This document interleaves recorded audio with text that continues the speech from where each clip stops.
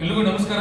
ಆತ್ಮೀಯ ನನ್ನ ಅತಿಥಿ ಉಪನ್ಯಾಸಕ ವೃತ್ತಿ ಬಾಂಧವರೇ, ತಾವೆಲ್ಲರೂ ಕೂಡ ನಿಮ್ಮ ನಡೆ ಬೆಳಗಾವಿ ಕಡೆ ಅಂತೇಳಿ ಎಲ್ಲರೂ ಕೂಡ ಬೆಳಗಾವಿ ಬರ್ತಾ ಇದ್ದಾರೆ.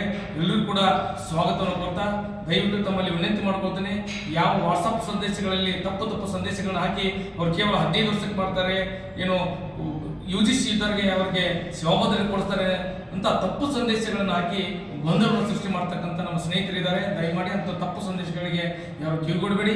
ನಮ್ಮ ಹೋರಾಟ ಒಂದೇ. ಈಗ UGC ಅವರು ಕೈ ಬಿಟ್ಟಿದ್ದಾರೆ, ಅವ್ರು ಎಲ್ಲರೂ ಕೂಡ ಒಳಗಡೆ ಬರಬೇಕು ಮತ್ತು UGC ಮತ್ತು UGC ಅಂತೇಳಿ ಕೆಲಸ ಮಾಡಿ ಹೊರಗಡೆ ಉಳಿದಿದ್ದಾರೆ, ಅವ್ರಿಗೂ ಕೂಡ ಅವಕಾಶ ಕೊಡಬೇಕು ಅನ್ನೋದೇ ನಮ್ಮ ಉದ್ದೇಶ. ಈಗಾಗಲೇ ಮಾನ್ಯ ಮುಖ್ಯಮಂತ್ರಿಗಳ ಗಮನಕ್ಕೂ ಕೂಡ ಈ ವಿಷಯ ಹೋಗಿದೆ.